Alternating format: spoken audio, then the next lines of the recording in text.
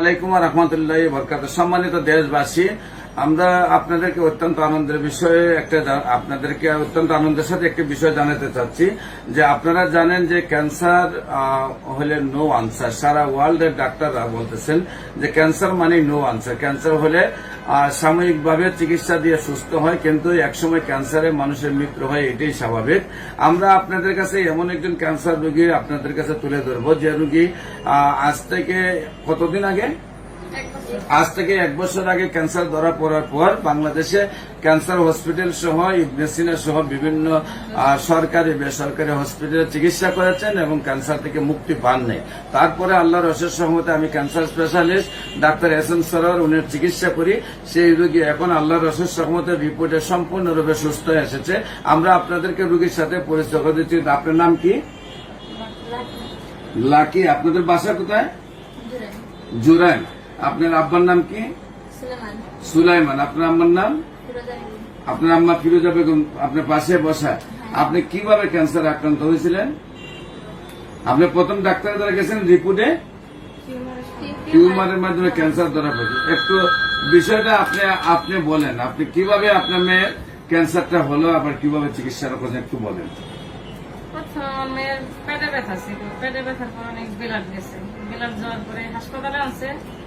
8 দিন হাসপাতালে, ওই জায়গায় টিউমার, বড় টিউমার এমনিতেই বের হয়ে গেছিল। ওই টিউমারের থেকে ইনফেকশনের থেকে ক্যান্সার দেখা দিয়েছে। পরে মিটপুরে ভর্তি ছিল 1.5 মাস।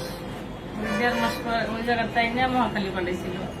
মহাখালীতে চিকিৎসা না করিয়া মানে সিরিয়াল পাইনি। 8 দিন গেছি, সে যে একজন লোকের মাধ্যমে দেখা হয়েছে, হ্যাঁ আছে আমার কাছেই, তার মাধ্যমে এই জায়গায় আইসি। আল্লাহ রহমতে আপনাদের বাসা কোথায়? পশ্চিম জুরাইন কবরস্থানের পাশে। বিশেষ করে পশ্চিম জুরাইন কবরস্থানবাসী পাশের যারা আছেন তাদেরকে বলবো, আপনাদের এলাকার মেয়ে আল্লাহর অশেষ রহমতে ক্যান্সার থেকে সম্পূর্ণরূপে সুস্থ হয়েছে।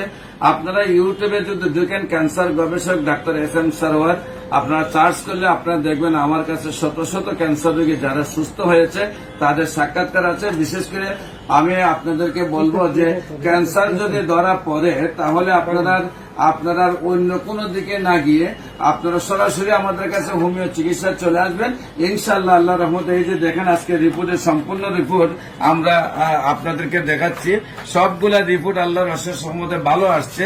যে রোগীর আপনার মানুষ বলতে ডাক্তাররা বলছে তারা বাঁচার কোনো শক্তি নাই এবং অ্যালোপ্যাথিক চিকিৎসায় উনি সুস্থ হন নাই। আমরা আল্লাহর অশেষ রহমতে এখন ওনার চিকিৎসা সম্পূর্ণ সবগুলো নর্মাল এসেছে, সবগুলা রিপোর্টে ভালো এসেছে এবং উনি আল্লাহর অশেষ রহমতে সুন্দরভাবে সুস্থ হয়েছেন।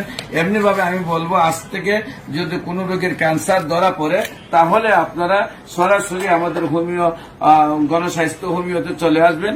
আমি গণস্বাস্থ্য হোমিওতে cancer specialist doctor S M. Sarwar প্রতি শনি রবি সোম ঢাকাতে 14 পুরানা পল্টন রোগী দেখি এবং মঙ্গল বুধ বৃহস্পতি হবিগঞ্জে সকাল 10টা থেকে বিকাল 5টা পর্যন্ত রোগী দেখি। আপনাদেরকে আমার অফিস ভিজিট করার জন্য এবং আমাদের যে কোনো ক্যান্সার রোগী হলে আপনারা রোগী নিয়ে আমাদের এখানে আসার জন্য আহ্বান জানিয়ে শেষ করছি। সবাইকে ধন্যবাদ। আসসালামু আলাইকুম ওয়া রাহমাতুল্লাহি ওয়া বারাকাতুহু।